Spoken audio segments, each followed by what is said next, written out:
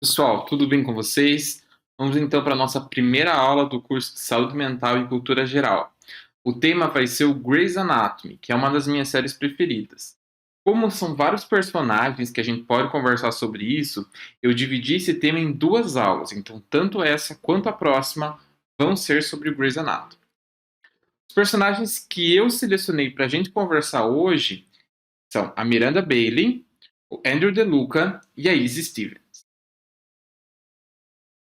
A Bailey, ela foi residente, a gente começa a acompanhar ela na série enquanto ela ainda era residente, e depois ela se tornou médica assistente e atualmente ela é chefe de cirurgia do Grey Sloan, que é o hospital do Grey's Anatomy. A gente conhece um pouco da personalidade da Bailey antes dela desenvolver o toque, a gente sabe que ela tem um alto nível de organização. O que isso quer dizer?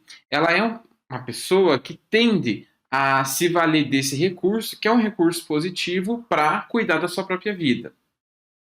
Só que em um determinado momento, mais especificamente quando ela vai fazer uma cirurgia e a paciente acorda durante a cirurgia, ela começa a duvidar das suas capacidades e começa a ter medo que coisas ruins aconteçam. Para combater esse medo, ela volta naquela que era a habilidade habitual dela de organização. E o que acontece? Ela começa a ter vários comportamentos ritualísticos, ou seja, fazer as coisas em uma determinada ordem para evitar que aquele medo viesse a acontecer. E isso tem um grande impacto na carreira profissional dela, porque ela começa a não conseguir ser uma médica da maneira adequada. Uma outra questão interessante é que ela tem uma discussão com o marido dela enquanto ela ainda está bastante sintomática. Nessa discussão, eles acabam derrubando uma cadeira e ela não consegue sair da cena da briga enquanto ela não coloca a cadeira de novo no lugar. Esse tipo de sintoma muitas vezes é trazido pelos pacientes como uma mania. Isso é um termo bem complicado da gente usar, principalmente porque na psiquiatria mania é outra coisa. E nem sempre um comportamento ou um hábito do paciente configura um toque. O que quer dizer o toque? Né? Então, a obsessão que tenta ser compensada por uma compulsão. Só que, como isso não se resolve, esse sistema acaba se retroalimentando e a pessoa acaba tendo que ter comportamentos repetitivos e ritualísticos, como no exemplo da Bailey, fazer as coisas numa determinada ordem, para evitar que essa obsessão se concretize. Outra coisa que é legal do caso da Bailey é que ela começa o tratamento medicamentoso e ela tem uma boa resposta. Isso é citado depois, no decorrer da série, como nós estamos num ambiente mais técnico, ela usa um inibidor seletivo da recaptação da serotonina e ela tem uma melhora desse quadro, o que é uma possibilidade razoável nesses casos. Um outro fato que acontece na vida da Bailey, que eu não sei dizer para vocês se foi intencional, é que mais tarde durante a série, a Bailey sofre um infarto do miocárdio. E isso tem correlação com o toque, porque existem estudos que já conseguem relacionar a existência do toque com o aumento do risco cardiovascular.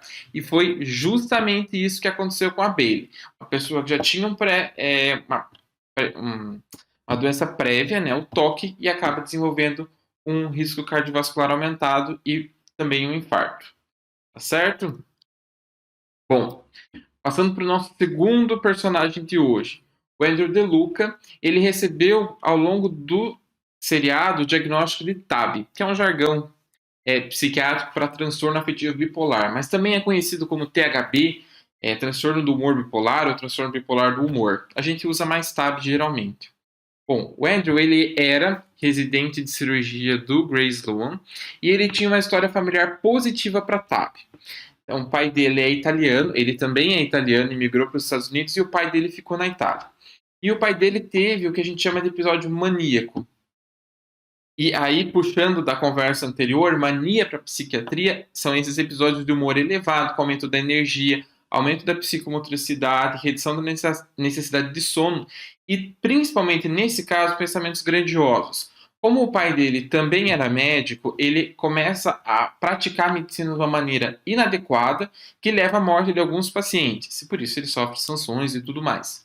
Quando ele vem para o seriado, para Seattle, e aparece no seriado, o pai do Andrew está muito acelerado e com uma ideia que parece um pouco absurda, que seria a de você gestar uma criança num pacote, fora do corpo materno. Isso é visto com uma certa ceticidade pelos demais médicos, principalmente por conta desse histórico que ele tem com o transtorno bipolar. Então, essa história familiar positiva é um fator que já conta na história do Andrew.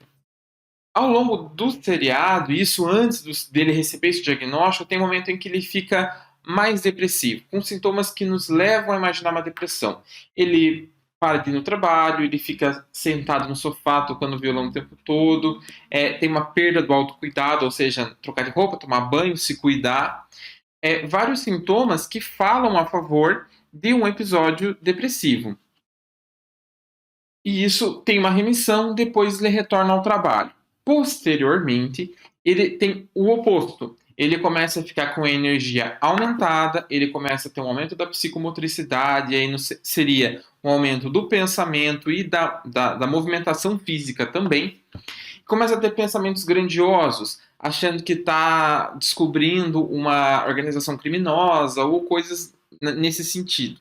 Outro fato importante é que ele tem uma redução da necessidade de sono. Ou seja, ele consegue trabalhar por muitas horas sem descansar. E inclusive, chamam a atenção dele no seriado por conta disso.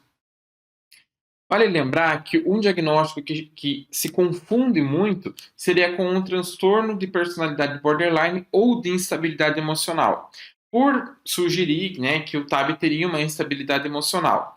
Na verdade, o que acontece no TAB é que existem períodos, ou seja, uma quantidade determinada de dias em que estão presentes ou os sintomas depressivos ou os sintomas hipomaníacos ou maníacos. Ou eles podem até acontecer junto, mas sempre dentro desse lapso temporal. E com uma quebra da funcionalidade, ou seja, o indivíduo vinha normalmente, tem um episódio, muda o jeito de ser, e uma vez que esse episódio remite, ele volta a trabalhar normalmente, volta a funcionar normalmente. E é justamente isso que acontece com o Andrew. Nos períodos em que ele não está com um episódio ativo, ele está normal. E depois que ele começa o tratamento com o estabilizador do humor, ele também remite desse episódio, desse transtorno afetivo bipolar e tem uma vida normal com o uso das medicações. Tá certo? Por fim, uma personagem que deixou muitas saudades no Grey's Anatomy é a Izzy Stevens. Ela era uma das primeiras internas, né? Começou a série e ficou até o começo da 6ª temporada. E ela teve um caso de psicose secundária a outra condição médica.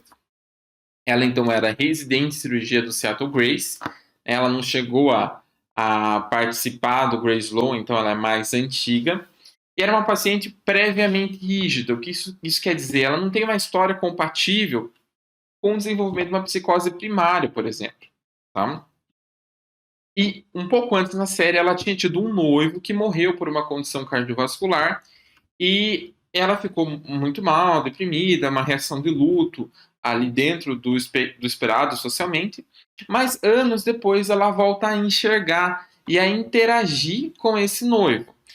E as interações elas são complexas, porque elas envolvem praticamente todos os sentidos.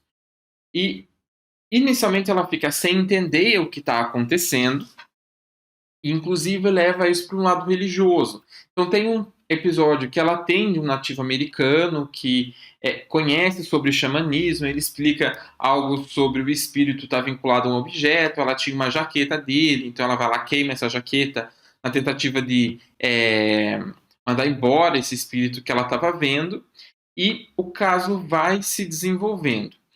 Até que, em uma das conversas que ela tem com esse noivo morto, ela entende que, na verdade, o que ela está tendo é um sintoma de alguma doença que ela precisa descobrir. Isso se dá na conversa entre eles, né? E ele dizer que ele está ali por conta dela. E aí ela começa uma investigação, ela reúne os internos, ela submete a vários exames, sem contar para os demais que ela está doente, que ela está suspeitando que tem alguma coisa. E aí se descobre que ela tem um tumor no lobo temporal que está dando origem a esse quadro psicótico. A Izzy, como vocês podem ver, ela é loira, tem pele clara, então ela tem um fator de risco para câncer de pele. E aí, depois de uma avaliação da dermatologia, se descobre que na verdade ela tem um melanoma que metastatizou para o cérebro.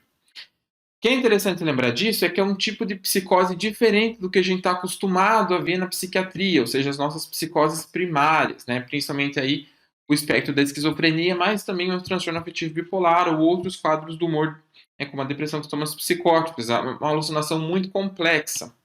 Independente disso, do tipo da psicose, todos os pacientes que abrem um quadro psicótico, eles precisam passar por uma avaliação para descartar outras causas médicas que precisam ser tratadas. A gente não pode, né, tem que lembrar que todos os diagnósticos psiquiátricos, ou pelo menos a grande maioria deles, são de exclusão. Nós precisamos excluir outras causas médicas que possam estar causando esses sintomas, porque isso muda o tratamento e muda também o prognóstico. Imagine se aí se receber diagnóstico de esquizofrenia por conta dos sintomas psicóticos dela e começar a tratar com antipsicótico e não com quimioterapia. Né? Isso seria devastador para o quadro clínico dela. Então, existe uma série de exames que precisam ser feitos para que, né, no caso específico dos episódios psicóticos, para que se descartem. E um desses seria, por exemplo, um exame de imagem cerebral que acabou diagnosticando esse tumor. Outra coisa que também é importante ser citado é que uma vez que a ESE trata esse tumor, e aí talvez a gente não seja tão fiel à oncologia da vida real, né, no caso um tumor super agressivo, como é o caso do melanoma, ainda mais metastático, a partir do momento que ela se cura desse câncer, ela não tem mais sintomas psicóticos. E muitas vezes é isso que acontece, quando você trata a causa médica que dá base aos sintomas psicóticos, você não precisa seguir um tratamento a longo prazo, como você faz com os pacientes com psicose primária, por exemplo, a esquizofrenia. Então, esses eram os 3 personagens que eu tinha para comentar com vocês: a doutora Miranda Bailey com o TOC, o Andrew DeLuca com o transtorno afetivo bipolar ou transtorno do humor bipolar, e a Izzy Stevens com uma psicose secundária a outra causa médica. Eu fico à disposição aqui e lá no Instagram, @odaltonista. Na próxima aula a gente continua falando de Grey's Anatomy aqui no curso de Saúde Mental e Cultura Geral no EducaPsi. Até mais!